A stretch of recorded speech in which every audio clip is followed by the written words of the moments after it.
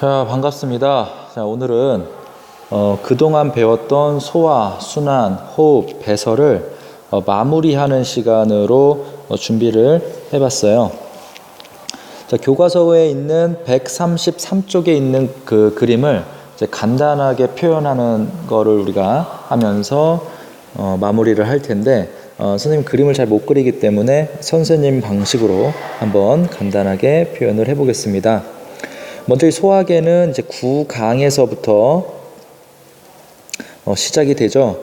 구강에서 시작해서 식도, 위, 그 다음 소장, 그리고 대장, 항문을 통해서 이제 미처 소화되지 못한 애들은 밖으로 아직 흡수되지 못한 영양분들을 밖으로 버려지게 되고, 이제 이 소장에서 소장 모세혈관, 융터를 통해 가지고 영양분들이 혈관으로 흡수가 됩니다. 자, 그리고 이제 호흡계에서는 비강을 통해서 공기가 들어오게 되면 뭐 인두, 후두, 기관을 거쳐 폐까지 들어오게 되는데, 폐에 이제 가스, 신선한 기체들이 들어오게 되면 마찬가지로 혈관을 통해 흡수가 됩니다. 이때 주로 들어오는 기체는 O2가 되겠죠. 그리고 소장을 통해서 들어오는 거는 이제 각종 영양분들이 들어올 거예요. 자, 그 다음에 이제 혈관을 통해서 양분들이 순환을 하게 되면 세포로 들어가게 돼서 조직 세포로 들어가게 돼서 세포호흡이라는 것을 하게 됩니다. 자, 세포호흡. 여기서 세포호흡을 하게 되면 그 부산물로 CO2나 H2O 같은 부산물이 나오게 되고, 이제 무엇보다 중요한 부산물은 누구? 그렇지, N. 색이 잘 안 보이겠네. 노란색은 파란색으로. 자, 질소성 노폐물인 NH4+. 얘가 그 독성이 강한 누구죠? 독성이 강한 암모니아지. 이런 애들이 나오게 됩니다. 자, 암모니아는 독성이 너무너무 강하기 때문에 즉시 어떻게 해줘야 된다 그랬지? 맞아. 혈액을 타고 어디로 가서? 간으로 가서, 간에서 NH4+는 뭐로 바뀐다? 독성이 약한 요소로 바뀌게 된다.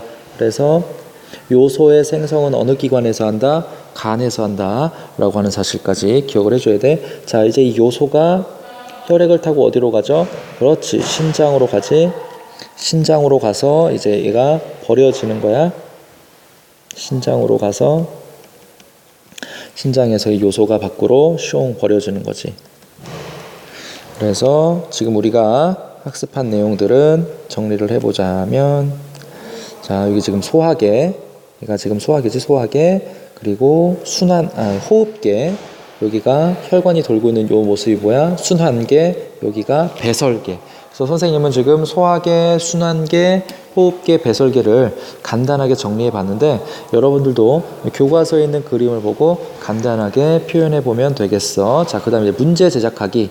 이것도 이제 교과서에 있는 뒤쪽에 137쪽, 138쪽에 있는, 선생님 지금 교과서를 펴보니까 정확히 137쪽이 맞나? 자, 137쪽, 138쪽, 맞네. 137쪽, 138쪽에 있는 내용은 계속해서 여러분들이 공부를 해야 될 거예요. 왜냐하면 기말고사에서 여기서 많이 출제가 될 거기 때문에. 거기 있는 4번 문제랑 8번 문제야. 자, 먼저 4번 문제에 있는 그림을 간단하게 해석을 해보고, 조금 이제 해설을 해보고, 그 다음에 문제는 여러분들이 알아서 풀고 제작도 알아서 하면 됩니다. 자, 지금 혈액이 어떻게 들어가고 있냐면 이렇게 들어가고 있는 거야. 우심방으로. 지금 우심실에서 폐로 혈액을 보내주게 되고, 그 다음에 이쪽에서 폐 정맥을 통해 심장으로 들어갔다가 대동맥으로 빠져나가는 이런 과정이야. 그렇기 때문에 이 간은 뭘까요? 머리와 팔에서 오고 있으니까 머리와 팔의 정맥쯤으로 보면 되겠지. 자, 그 다음에 나라고 하는 놈은 폐에서 심장으로 가고 있기 때문에 얘는 폐정맥이겠다. 자, 그리고 다는 소장이 되는 거고, 라는 신장, 그리고 마는 심장으로 올라가고 있기 때문에 신장 정맥이라고 부르면 될 거고, 장자는 통상 생략이 가능하다 그랬어. 그래서 신정맥이라고 부르게 됩니다. 자, 여기서 여러분들이 이제 기억해 줘야 될 사항은, 자, 혈액이 폐를 지나면서 산소가 어떻게 된다? 충전이 된다. 그리고 이산화탄소는 어떻게 된다? 방출이 된다 라고 하는 사실.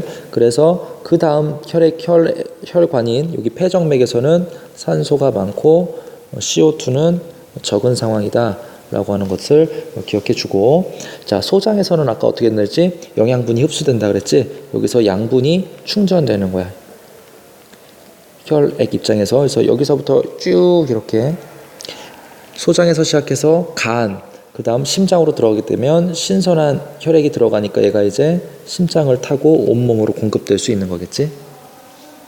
자, 그렇게 이해해 주면 되고, 이제 신장에서는 뭐가 밖으로 나간다 그랬지? 맞아, 요소가 밖으로 나간다 그랬으니까 혈액이 이렇게 오다가 요소가 밖으로 나가주니까 신정맥에서는 어떻다? 요소의 농도가 어떻다? 당연히 낮을 수밖에 없겠지, 밖으로 버려졌으니까. 자, 이제 머리와 팔 같은 경우는 양분을 흡수하기보다는 양분을 사용하는 곳이기 때문에 양분을 사용하고 들어오는 이쪽 머리와 팔의 정맥 쪽에는 산소의 농도가 낮고 CO2 농도 높고 양분의 농도는 어떻다? 낮겠지. 자, 이 정도 해설하게 되면 4번 문제는 쉽게 풀 수 있을 거고, 여러분들 직접 문제를 꼭 제작해 봐야 돼.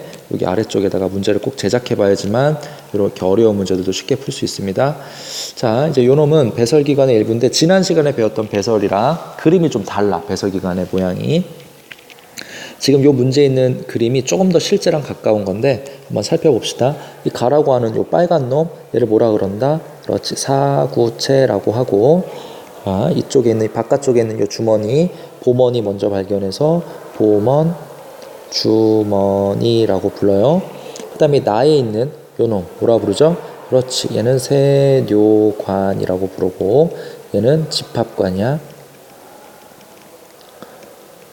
집합관이라는 게 있다는 사실을 알고 있으면 됩니다. 그래서 이제 오줌이 만들어지는 과정은 사구체에서 먼저 보먼 주머니로 여과가 되는 거지. 1번 여과가 되는 거고, 그 다음 보먼 주머니에서 세뇨관으로 물질이 이동하는 거죠. 원료가 이동하는데, 이 세뇨관 주변에는 마찬가지로 혈관들이 있어요. 이제 모세혈관들이 있어. 모세혈관이 있어서 여기서 물질이 세뇨관으로 흡수되기도 하고 버려지기도 하는 거죠. 버려지기도. 자, 2번을 뭐라고 부른다? 다시 흡수해서 재흡수라고 부르고, 3번은 뭐라고 부른다? 분비라고 부르지. 자, 그 다음에 집합관 주변에도 모세혈관이 있어요. 혈관은 빨간색으로. 모세혈관이 있어서 나중에 호르몬 단원에서 배울 텐데, 무기질 코르티코이드라고 하는 호르몬에 의해 가지고 여기서 물의 흡수가 조절될 수 있어. 네 번째로 얘도 이제 재흡수인데, 얘를 2-라고 표현하는 게 낫겠다. 얘를 2번에 다시라고 하면 2-도 글씨가 잘 안 보이겠네. 2-도 보다 이제 흡수가 되는 거죠. 재흡수인데 특히 여기서 물만 재흡수해. 앞쪽에는 재흡수는 뭐 포도당, 아미노산, 뭐 요소 여러 가지 것들을 재흡수하지만, 뒤쪽에서는 주로 물을 재흡수하게 되는 거지. 그래서 이것도 요 정도 설명 들으면 문제를 풀 수 있을 텐데, 기억, 니은, 디귿의 문제에서 기억은 무엇이 여과된다, 2번 무엇이 재흡수된다, 3번은 무엇이 분비된다라고 되어 있는데, 분비의 장소가 어디지? 세뇨관, 바로 나에 해당하는 거지. 나에 해당되는 건데, 이 문제에는 지금 다에서 분비가 일어난다라고 적혀 있을 거예요. 자, 그래서 틀린 설명입니다. 답은 기억, 니은이 되는 거야. 이 문제가 조금 어려우니까 면밀하게 살펴보고, 모르는 내용들은 친구들에게 먼저 물어보고, 그래도 해결이 안 되면 선생님한테 오면 되겠습니다. 자, 안녕.